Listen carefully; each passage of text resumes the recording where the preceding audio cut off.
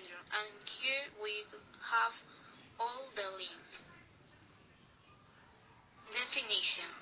It is an inherent disorder of the blood vessels which can cause excessive bleeding.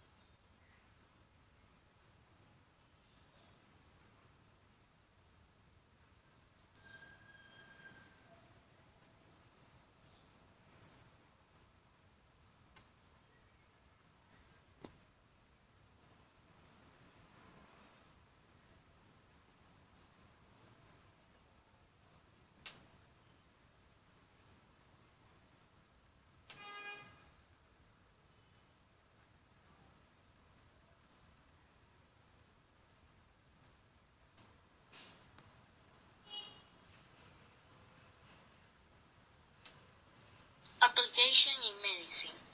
Persons with ORR inherit an abnormal gene that causes the blood vessels to form in wrong way. The ORR is a dominant disorder. That means it is sufficient that one of the parents has to transmit the abnormal gene. If you have the syndrome, there is a 50% chance that you will transmit his son. If not transmitted, your grandchildren will be safe of the syndrome. The ORR does not skip a generation.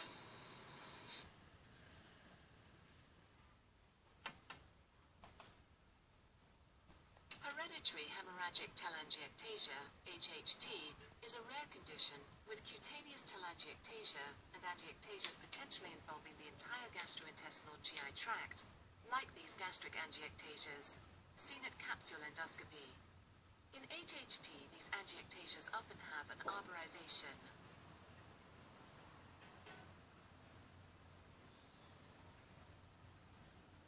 Angiectasias can cause relevant intestinal bleeding.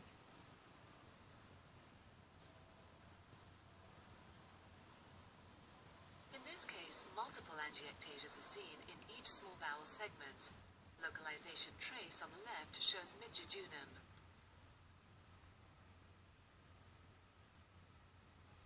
Detected angiectasias are marked with thumbnails according to the capsule transit time. Again, arborization is seen.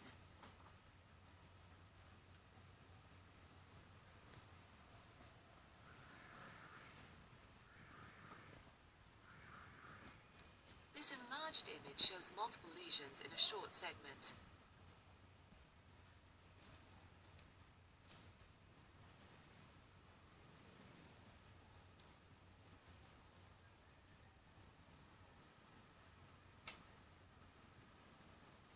Another typical lesion in the mid-small bowel. The entire small bowel is affected. However, the density of lesions is decreasing towards the terminal ileum.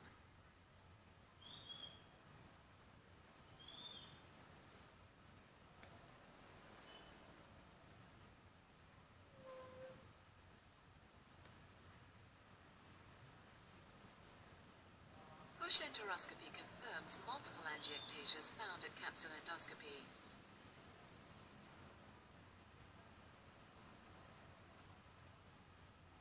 In this jejunal segment, angiectasias together with multiple lesions due to previous argon plasma coagulation are seen.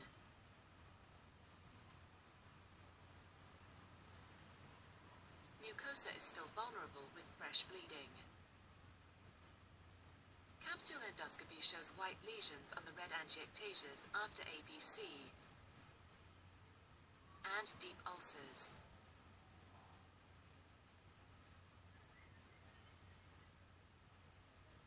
In other patients, lesions are more usually found in the colon or stomach than in the small bowel.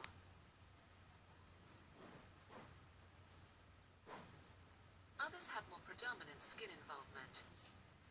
3 out of 4 Curacao criteria are diagnostic: epistaxis, family history, visceral lesion, and telangiectasias. Visceral lesions may also be cerebral, pulmonary, or intrahepatic shunts, as in this sonography.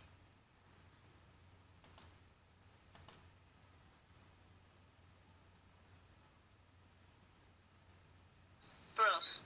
People with this syndrome can live a completely normal life depending on the part of the body where the AVMs are located.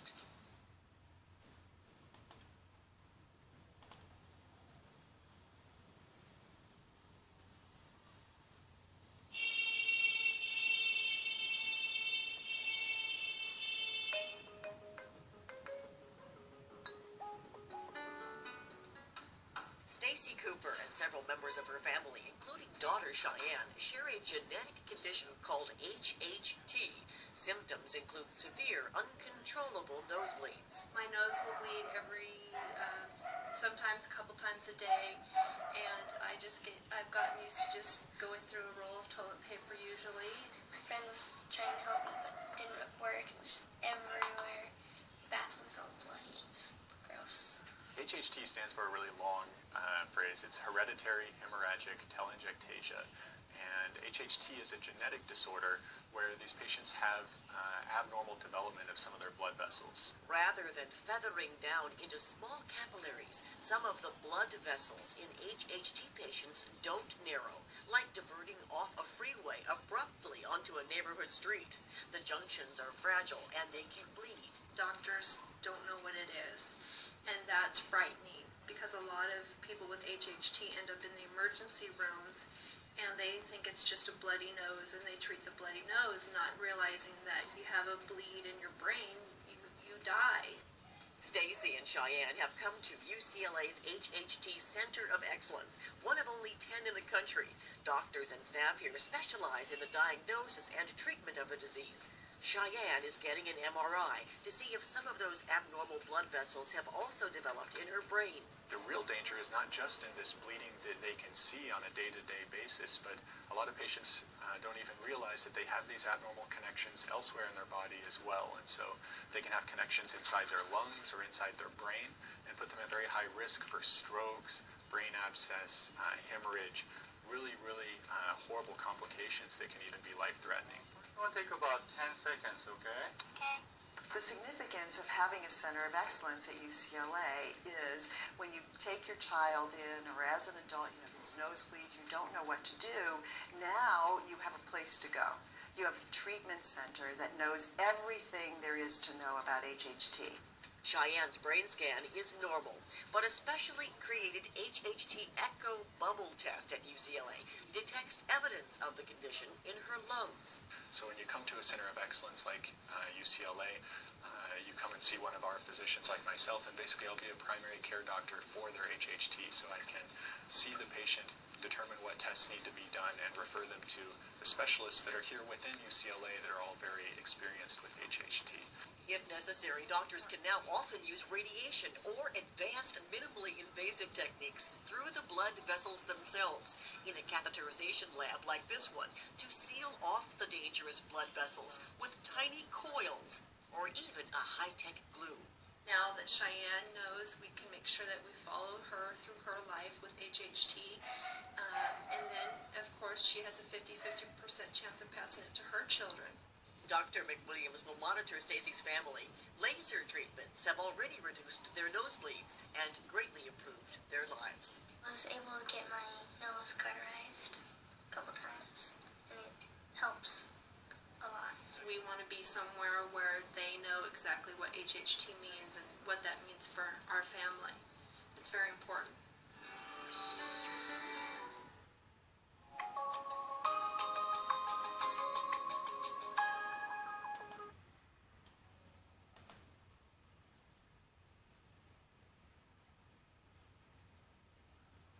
Cons: heart failure, high blood pressure in the lungs, pulmonary hypertension, internal bleeding, respiratory distress.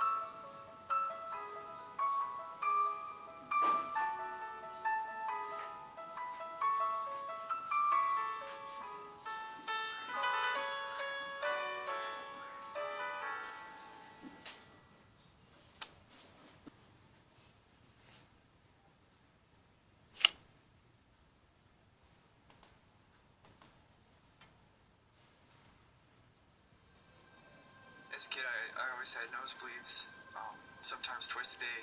And one morning, I'll never forget it.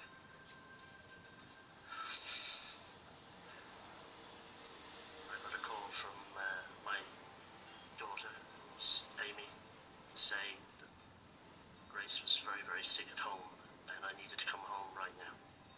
Her husband carried her into the hospital. They tried to revive her and save the child, and they lost both of them. We went to the doctor's office 3 times. They did blood work. Didn't feel he had any issues, that it was a migraine, and that we'd have to wait it out. My daughter had 10 admissions and it wasn't until really the 9th one that we found out what was wrong. It was found that it was an abscess and 120 milliliters of abscess. 5 milliliters is considered dangerous to have that in your brain. 3 visits to the emergency room to get someone to listen and to finally get a diagnosis. It was a relief getting diagnosed with HHT because we were able to, find out what was actually happening, and we were able to treat it after that. HHT stands for hereditary hemorrhagic telangiectasia. It is an inherited condition or a genetic condition. It's estimated that about 1 in 3,000, maybe 1 in 5,000 people in the United States have HHT. The symptoms we often see are frequent nosebleeds and red spots, but there are those with what we call invisible symptoms, and these may be very difficult for both patients, families, and their physicians to find. Most families, unfortunately, have to have their own catastrophe before they realize that this isn't just a nosebleed disorder. We almost lost Anthony because of the delayed diagnosis of HHT. Because of the lack of awareness of HHT, my daughter died a week before she used to attend an appointment that could have saved her life. In this disease, abnormal blood vessels develop in various parts of people's bodies. An AVM, or an arteriovenous malformation, is a direct connection between an artery and a vein, bypassing the capillary that should be connecting them. As a result of these abnormal vessels, various symptoms and complications can develop. I think one of the biggest challenges that we face right now is awareness. If you have this, the odds are about half of your family members have it also. And they could have these terrible tragedies like we have had, but if they know they have it and they get diagnosed, for the most part, they're treatable.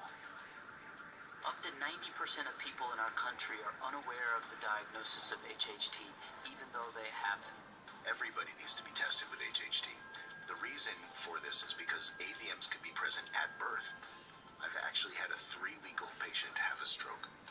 We saw a 30-year-old father in clinic yesterday that has a 2-year-old on life support because of a ruptured AVM that has known for 15 years that he had HHT because of his recurring nosebleeds, but just assumed that since the nosebleeds weren't bad, that this wasn't anything he needed to worry about.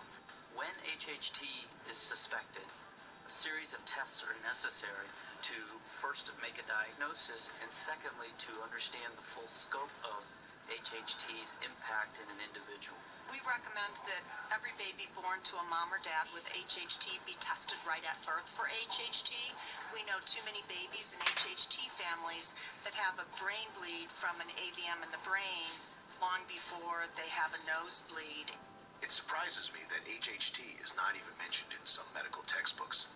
And if it is mentioned, it usually only warrants a single line or two. It's the same order of magnitude as cystic fibrosis. And yet most people have heard of cystic fibrosis. Very few have heard of HHT. If we would have known about HHT much earlier, the consequences would have been much less severe. After Grace died, we got the rest of our family screened.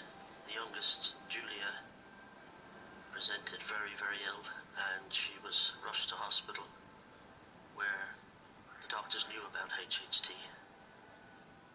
and they saved my daughter. And the fact that we knew more about HHT is the reason why she's alive today. As genetic disorders go, we see HHT as a very manageable disease if it's diagnosed early and screening is done early to prevent the more severe complications of HHT. We must find who has HHT and screen them for the presence of AVMs so that they can be treated appropriately. My family, like most HHT families, has suffered dire consequences of HHT. We had a child die, my daughter at 18 months, before we realized that this was something to take seriously. My wish is that no other children will die from this disorder. We need people to understand, especially the medical community, what HHT is. As for me and my family, we want that screening just as soon as possible.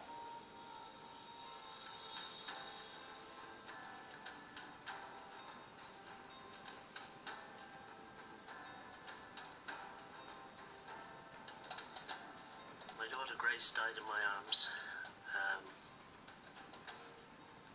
and of course that's never going to go away,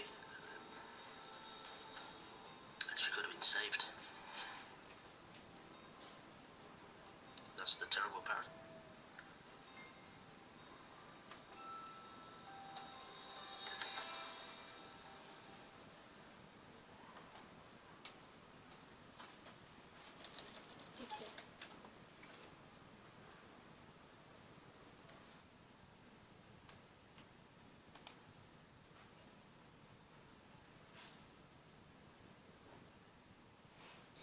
Issue applying in Ecuador.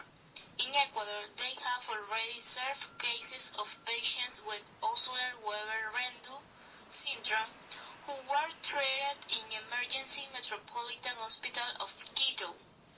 More information of the case is found in the Ecuadorian Journal Neurology Vol. 21, number 13/2012. Conclusion. Osler syndrome Rendu is inherited as autosomal dominant trait. Affected people by this entity develop abnormal blood vessels called telangiectasia, which are often on the lips, tongue, and the nasal mucosa. You may find internal vascular abnormalities in brain, larynx, lung, gastrointestinal tract. Nosebleed they may be an early sign. Cerebral